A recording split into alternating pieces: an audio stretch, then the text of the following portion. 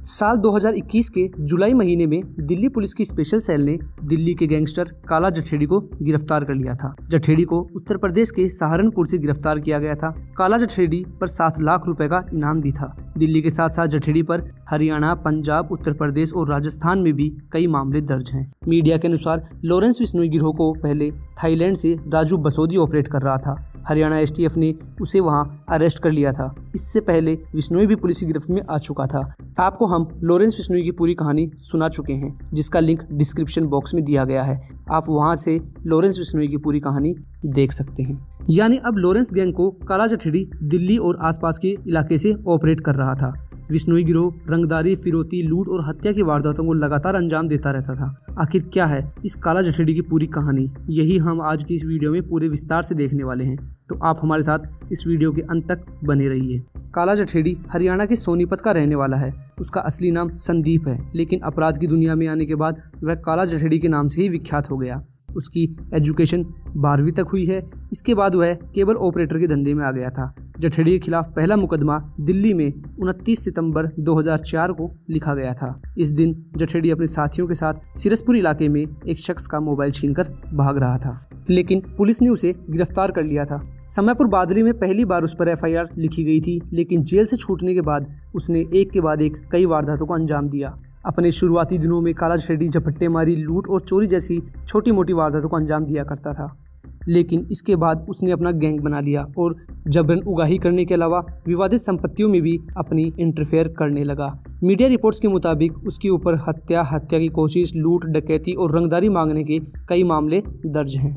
काला जठेड़ी पर दिल्ली पुलिस ने 1 लाख रुपए का इनाम रखा था, लेकिन ये कितना कुख्यात है इस बात का अंदाजा आप इसी से लगा सकते हैं कि हरियाणा पुलिस ने काला जठेड़ी के ऊपर 7 लाख रुपए का इनाम घोषित किया था। जून 2009 में उसने रोहतक में लूट के दौरान हत्या की एक वारदात को अंजाम दिया।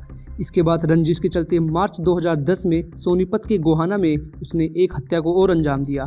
ऐसा कहा जाता है कि काला जठेड़ी विदेश से अब कुख्यात गैंगस्टर लॉरेंस बिश्नोई के गैंग को ऑपरेट कर रहा था, लेकिन मात्र ये एक अफवाह निकली। इसके बाद में पुलिस को उसके भारत में होने की खबर मिली। इसके साथ ही यह भी पता चला कि पुलिस को गुमराह करने के लिए उसने विदेश में होने की अफवाह फैलाई थी। पुलिस सूत्रों के अनुसार काला जठेड़ी की मुलाकात लॉरेंस बिश्नोई गैंग को हरियाणा में ऑपरेट करने वाले कुख्यात बदमाश संपत नेहरा से हुई। उसके बाद संपत ने लॉरेंस बिश्नोई गैंग में सोनीपत के ही रहने वाले राजू बसोदी और अक्षय पारड़ा के साथ साथ कई नामी बदमाशों की एंट्री भी इस गैंग ने करवाई। अब दिल्ली के सभी नामी गैंगस्टर लगभग एक साथ आ चुके थे। कहा जाता है कि ये सभी मिलकर 100 से भी ज्यादा बदमाशों का गैंग चला रहे हैं, जिसके बाद दिल्ली एनसीआर में दहशत फैलाकर बड़े बड़े उद्योगपतियों से जबरन वसूली करने का जिम्मा काला जठेड़ी ने बखूबी निभाया। लेकिन इसी बीच हरियाणा एसटीएफ ने थाईलैंड से इस गैंग के मुख्य शूटर राजू बसोदी को गिरफ्तार कर लिया। राजू बसोदी की गिरफ्तारी के कारण इनकी गैंग की मजबूती दिल्ली एनसीआर में खत्म होने लगी। उसके बाद काला जठेड़ी को भी पुलिस ने गिरफ्तार कर लिया था और उसे दिल्ली से सटे फरीदाबाद की जेल में रखा गया था।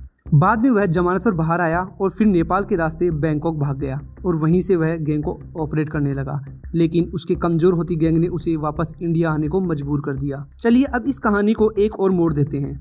आपको Olympic gold medallist wrestler Sushil Kumar वाला घटना तो याद होगा ही। उन दिनों में भी काला जठेड़ी का नाम बहुत ज्यादा फेमस हुआ था। वजह क्या थी आप आगे की कहानी में सुनिए। यह कहानी आपको बताते चले कि सुशील कुमार जिस घटना के कारण तिहाड़ जेल की हवा खा रहे हैं, उससे काला जठेड़ी के तार भी जुड़े हुए हैं। ऐसा बताया जाता है कि उस दिन छत्रसाल स्टेडियम में काला जठेड़ी का भांजा भी सागर धनखड़ के साथ मौजूद था और वह भी घायल हुआ था। यही वजह है कि काला जठेड़ी और लॉरेंस बिश्नोई दोनों ही सुशील कुमार के पीछे पड़े हुए थे। उसी समय पुलिस एक्टिव हुई और सलीके से काला जठेड़ी के पीछे लग गई। अगर इस कहानी को थोड़ा और पीछे लेकर चले तो कहा जाता है कि कुछ समय पहले तक सुशील कुमार और काला जठेड़ी में अच्छे संबंध हुआ करते थे। इन दोनों का साथ में कोई बिजनेस भी चल रहा था। फिर कहा जाता है कि दोनों के बीच किसी बात को लेकर अनबन हो गई और सुशील कुमार ने दिल्ली के ही दूसरे गैंगस्टर नीरज बवाना से हाथ मिला दिया, जिसके बाद सुशील कुमार और काला जठेड़ी के बीच में दरार पड़ गई। आपको हम नीरज बवाना की कहानी आगे आने वाली वीडियो में सुनाने वाले हैं। अब एक ओलंपिक गोल्ड मेडलिस्ट रेसलर इन वांटेड लोगों के टच में क्यों था, यह तो वही जाने।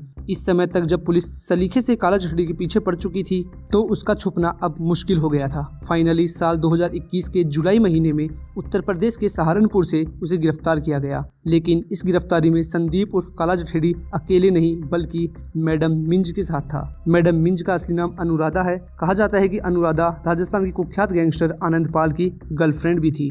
आनंदपाल के एनकाउंटर के बाद मैडम मिंज लॉरेंस बिश्नोई की मदद से काला जठेड़ी के संपर्क में आई। कहा तो ये भी जाता है कि अनुराधा के कहने पर ही काला जठेड़ी राजस्थान में आपराधिक वारदातों को अंजाम देता है।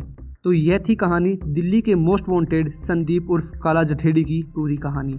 आशा करते हैं कि यह वीडियो आपको पसंद आई होगी। अगर कहानी अच्छी लगे तो कमेंट करें और शेयर करें और साथ ही हमारे चैनल को सब्सक्राइब करें और बेल आइकन को प्रेस करें। मिलते हैं अगली कहानी के साथ।